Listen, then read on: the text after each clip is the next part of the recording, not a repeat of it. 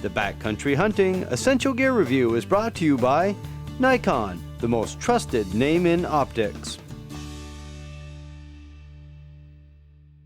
To be a successful whitetail hunter, you want to use equipment that's going to help you be successful.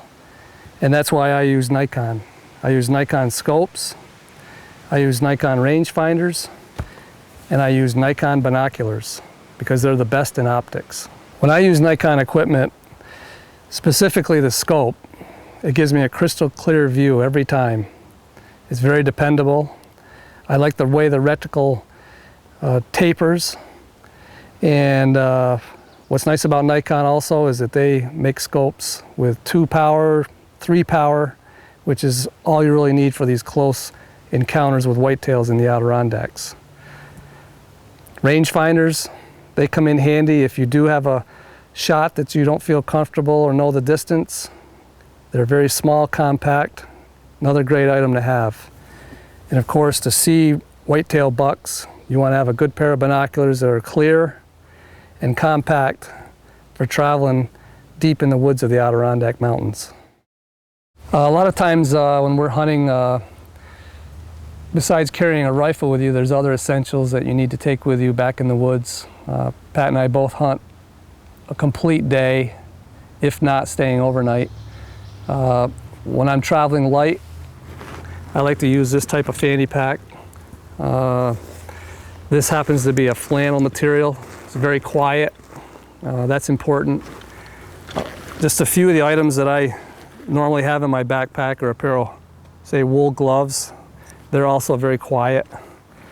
Of course, I always bring a piece of rope for dragging deer out. Something that won't break. Just a small piece is all you need. I always bring a little scent bottle with me to scent my clothing. Compass, probably one of the most important things to have in your backpack. Depending on the weather, I normally bring one of these hooded hats. These can make the difference between staying in the woods a few hours to staying in the woods all day. You always want to bring a light with you. Pat and I use green LEDs and white LEDs that clip to your hat. These are important for getting in the woods in the dark and getting out in the woods in the dark. Even pin-on compasses are convenient, so you don't have to be constantly getting in your pocket or making extra movements. You can pin this to your shirt and constantly know the direction of travel. Then again, depending on the weather, sometimes I bring just a toque. Of course, hunting licenses are necessary. Occasionally I go to the trouble of even bringing a couple of garbage bags. If I'm planning on crossing brooks, I don't normally wear boots that are waterproof. They can slow you down. So by just putting a pair of these garbage bags over slipping over your boots can keep you dry if you've got to cross a brook. Grunt tube. This is probably one of Pat and I's more important calls. This can be put right around your neck. They can actually be used hand-free for shooting deer. This little LED light here is called a pen light. Pat and I have actually used this by dragging deer out after we've shot them and it's starting to get dark. If it gets too dark, we can put these pen lights in front of us and keep dragging to the pen light so we know our way out.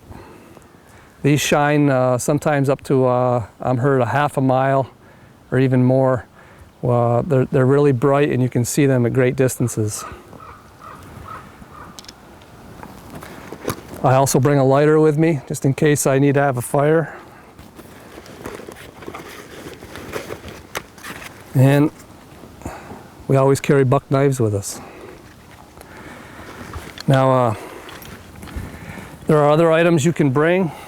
Those are kind of the essentials. I want to go over the fanny packs quickly. Here's a fanny pack that I used a couple times that you don't want to use. It's very noisy. It actually uses elastic strapping here, so when you're walking through the woods, this is constantly bouncing. You want to use a backpack that doesn't have elastic. Another item, if Pat and I are planning on tracking a buck that may be taking us into the night or even overnight, we'll put on these backpacks. We can carry a lot more food and water with them. Sometimes it's necessary to stay overnight, sometimes we do. This happens to be a vest that I really like to wear a lot. The nice thing about it is it keeps the core temperature of your body warm.